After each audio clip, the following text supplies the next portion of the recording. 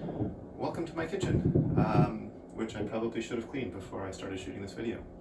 I'm about to use these ingredients to make a chili. I've got peppers and chili peppers from Mexico. I've got tomatoes and corn from Canada. Got olive oil from Italy, and I gotta be honest, most of the ingredients, I don't know where they come from. It's a vegetarian meal, but in the terminology used by Ramachandra Guha, I count as an omnivore. What he means by that is that I'm able to draw on natural resources from a wide variety of places. And he contrasts the idea of an omnivore with what he calls ecosystem people, people who are heavily dependent on the natural resources of their own locality. Now, environmental issues look very different to an ecosystem person than they do to an omnivore. The protection of their local environment isn't just an aesthetic matter, but a deeply existential one. And ecosystem people are generally very poor and lacking in political power, which makes them vulnerable to incursions on their land by rich business concerns that want to exploit the land and use it to turn a profit by selling its products to, well, omnivores like me. And that means that, according to Guha, what he calls the environmentalism of the poor is a deeply political matter. Deeply political in a way that those of us who are omnivores living in the rich world might learn a thing or two. That this kind of environmentalism is an environmentalism that's not only green, but also red. There's a common tendency to think of environmentalism as what we call a first world problem.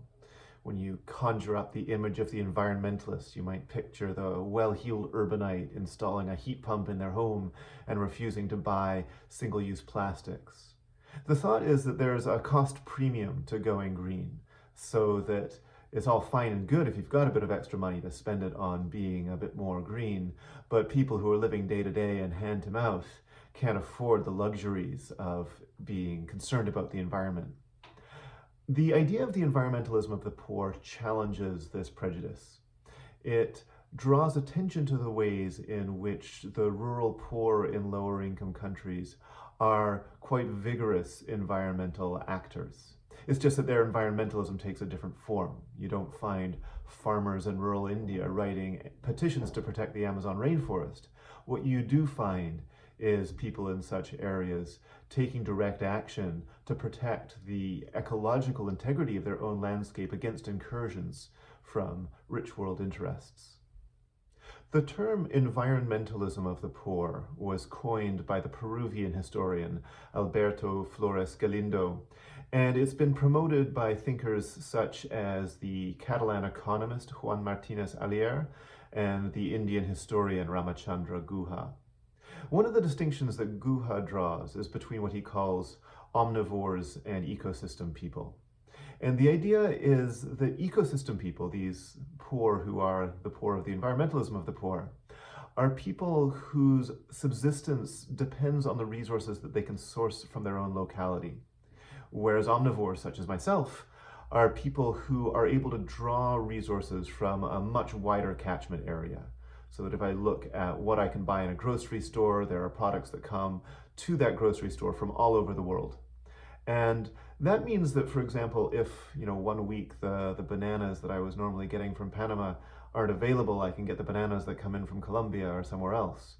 Whereas for an ecosystem person, if their local ecosystem is disrupted, their whole livelihood is at stake. And Guha outlines a common process that you see around the world, although he focuses on rural India, where business interests might exploit the resources of a given area in a way that draws wealth from that area into the cities and into the omnivore economic ecosystem and away from the ecosystem people who live there. So, for example, he focuses on one case study where a large paper manufacturer and rayon manufacturer wanted to build a eucalyptus plantation on rural land in Karnataka, a southern Indian state. And the local people then were going to have their own local forests cut down, which they relied on for firewood and for forage for their animals and all the rest. And in this case, they led a successful protest to prevent the eucalyptus plantation from taking shape. But this was an exception rather than the rule, that typically what happens is the ecosystem is disrupted, the people who live there can no longer live there, and so they are then forced into living in slum areas on the outskirts of large cities, where they can only subsist by doing low-skilled work for the economic omnivores who displaced them from their original home. Now, Guha notes that the activism involved in the environmentalism of the poor is different in a number of important ways from environmental activism in rich world countries. And I think there's a lot that people in rich countries like myself can learn from the points of comparison. So I'll draw attention to four, which are highlighted by Guha. The first is a contrast in terms of what sorts of spaces are being protected. So a common form of rich world environmentalism is an attempt to protect wilderness spaces, to fend off logging and mining and other interests, and to keep wilderness spaces pristine and untouched. Whereas the environmentalism of the poor, the activists are not trying to protect faraway wilderness spaces, but are rather trying to protect their own homes. And so there's a defense of areas in which people live by the people who live in those areas. A second difference concerns the form of political action. So the rich world environmentalists have access to legal channels, to drawing media attention to themselves, often organized through large NGOs such as the Sierra Club or Friends of the Earth. Whereas the rural poor who want to protect their lands don't typically have as much access to these levers of power, and more often engage in what's known as direct action, forms of non-violent or occasionally even violent resistance against incursions on their land by disrupting or standing in the way of developments that are taking their land from them. The third point of difference concerns the way this ties into a broader politics. So the environmentalism of the poor is at least as much about social justice as it is about environmental justice. The idea is that you have poor people who are protecting their livelihood and the resources they depend upon. And in doing so, they are defending the ecosystems that they live in and the stability and integrity of those ecosystems. But it is essentially a political and class-based struggle. Whereas rich world environmentalism, while it has a political aspect, is often not quite as explicitly tied to issues of class and political struggle.